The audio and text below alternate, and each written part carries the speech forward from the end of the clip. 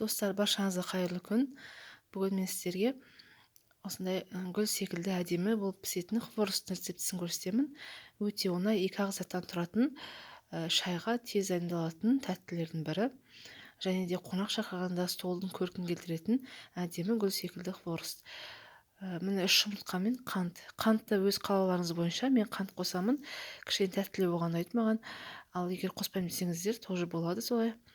Енді ұнды көз мөлшерімен мен мысалы осындай 2 кесе қостым. 2 кеседен осылай қатты тығыз емес, орташа көлемде менде қамыр шықты. Қатты тығыздамаймыз. Осындай ет нанға солай оқтаулайтындай, илейтіндей осындай қамыр болу керек. Енді осыны 5-10 минутқа жауып қоя тұрамыз. Біздің қамырымыз тұрды. Енді міне осындай жұмсақтау болу керек. Осы қамырды енді жақсылап теп-тегіс қылып оқтаулаймыз. Жаямыз нанымызды. Міне достар, қамырды жайып болды. Міне осындай жұмсақтау. Енді осындай менде 3 түрлі форма, гүлдің формасы. Бірақ өздеріңіз білесіздер, егер де бұндай форма болмаса, стақандармен да істеуге болады. Формалар 3 түрлі болу керек. Осындай үлкеннен бастап кішкентайға дейін стақанмен де әдемі гүлдер шығады. Міне осындай 3 түрлі формада басып аламыз осы гүлдерімізді. Міне үлкен, орташа, кішкентай болу керек. Осындай 3 түрлі формада. Стақандармен де осындай үлкен формадан, сосын орташасынан және де кішкентайынан бассаңыздар, одан да әдемі гүл шығады.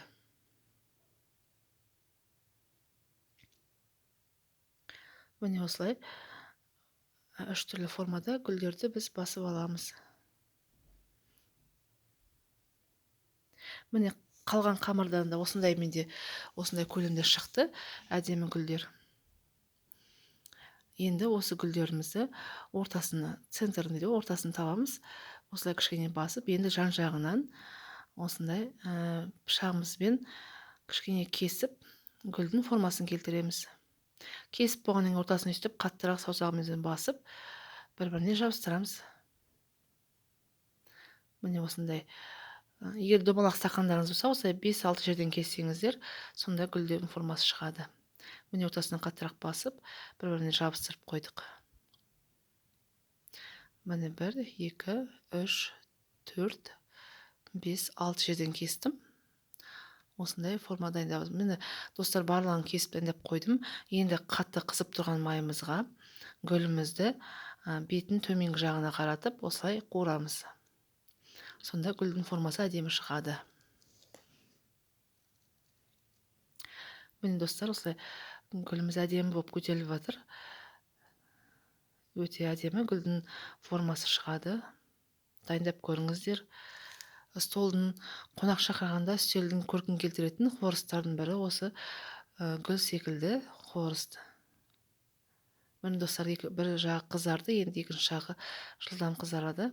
Қызарғаннан кейін осылай майын сорғытып хворосттарымызды аламыз. Міне достар, егер де бүгінгі сіздерге менің осындай гүл секілді хворостың рецепті ұнап жатса, менің каналыма тіркелмесеңіз, тіркеліп қойыңыз. Менің видеоларыма лайк, комментарий басыңыз. Менің видеоларымды жібере алмаңыз. Достар, міне біздің хворосттарымыз дайын, өте әдемі гүлді шықты. Бетіне қант ұнтағын сепсеңіздер, өте дәмді болады. Сау болыңыздар.